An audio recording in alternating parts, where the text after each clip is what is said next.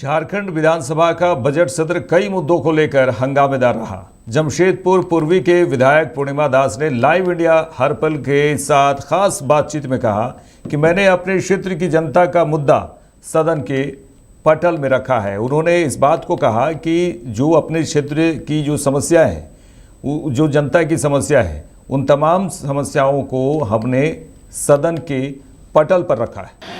जमशेदपुर पूर्वी से विधायक हैं पूर्णिमा दास जी, हम लोग इनसे बातचीत करेंगे। मैम, पूरे एक महीने का ये पूरा बजट सत्र रहा और बजट सत्र में कई मुद्दों को लेकर के आप सदन में पूरी प्रमुखता से अपनी आवाज़ को बुलंद करती नजर आई। जी देखिए, हमारे क्षेत्र के मुद्दों को लेकर सबसे ज़्यादा मुझे चिंता हुई और उसके साथ साथ हमारे राज्य के जो युवा हैं उनके मुद्दों को लेकर मैंने प्रश्न डाला था, चाहे वो जेटेट की परीक्षा को हो, चाहे आंगनबाड़ी सेविका सहायिका की नियुक्ति जो है उनकी मांग है कि उनका जो मानदेय है बढ़ना चाहिए, इसको लेकर हो, चाहे हमारी रसोइया बहनों की मांग हो, ये सभी चीज़ों को लेकर मैंने सदन के पटल पर अपना आवाज़ बुलंद किया।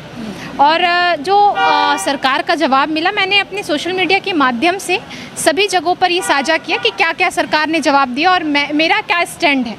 आने वाले समय में फिर से ये सवाल उठेंगे, जब तक निराकरण नहीं होगा फिर से ये पटल पे आएंगे।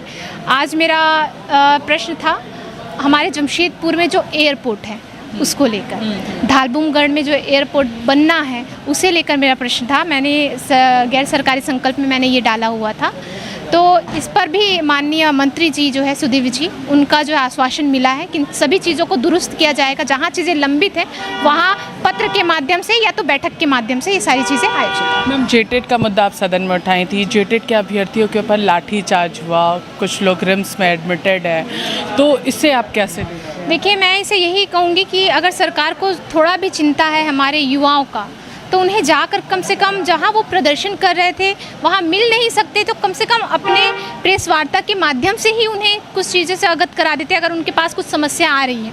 क्योंकि मैंने तो सदन में प्रश्न डाला था और पूरा साफ था कि न्यायालय का आदेश आया हुआ है और आपको परीक्षा लेनी है।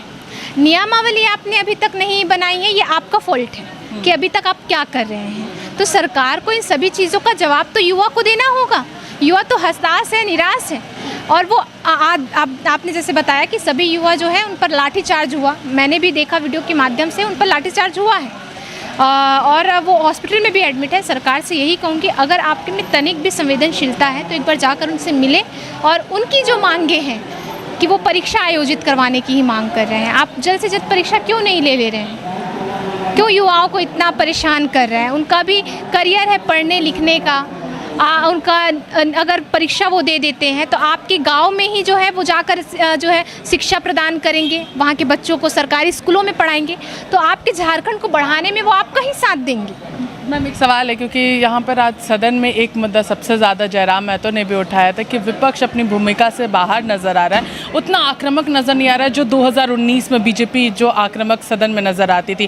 केंद्र से कुछ आदेश मिला हुआ, वो ये कह रहे हैं। बिल्कुल भी नहीं, ऐसा बिल्कुल नहीं है कि हमको केंद्र से आदेश की आवश्यकता होगी। जब हमको केंद्र जो कुछ चीज़ को लिए बोलती है तो हम बिल्कुल पालन करते हैं, लेकिन हमारे क्षेत्र को लेकर, हमारे राज्य के जो मुद्दे हैं उनको लेकर कभी हमें केंद्र आदेशित नहीं करती है। ये हमारे राज्य के मुद्दे हैं, हमें यहाँ की जनता ने चुना है, इसके प्रति हम संवेदनशील हैं और यहाँ प्रखरता और मुखरता के साथ सभी चीज़ों को हम पटल पे रखते हैं। तो आपको अगर लग रहा है कि हम विपक्ष का किरदार नहीं निभा पा रहे तो कहीं ना कहीं आपकी आंखों में कमी है। उनका सवाल ये था केंद्र का आदेश इसलिए मिला है क्योंकि राज्यसभा चुनाव के बाद कुछ परिवर्तन होने वाला है, इसीलिए ना जेएमएम उतना बीजेपी पे आक्रामक है ना बीजेपी सरकार पर। देखिए, सभी चीज़ें जो है ना नहीं पता कहाँ से आती है, कौन इसे फ्लो देता है, इसको कौन हवा देने का काम करता है, हमको नहीं पता, पर ये सभी चीज़ें झूठी है और ये जनता को गुमराह करने के लिए जो है किया जा रहा है। और अगर ऐसा होता भी तो आप हमें देखते कि हम प्रखरता और मुखरता से अपने क्षेत्र के जो मुद्दे हैं उससे कॉम्प्रोमाइज़ कभी नहीं करते, उसे उन मुद्दों को हम पटल पर ज़रूर रखेंगे। तो ये थी हमारे साथ पूर्णिमा दास, जिन्होंने हमारे साथ बातचीत की अपने क्षेत्र के विभिन्न मुद्दों को लेकर के और सरकार जो बीजेपी की भूमिका थी सदन के अंदर, विपक्ष की भूमिका, उस पर इन्होंने हमारे साथ बातचीत की। सहयोगी विकास के साथ मैं पूजा दुबे, लाइव इंडिया, रांची।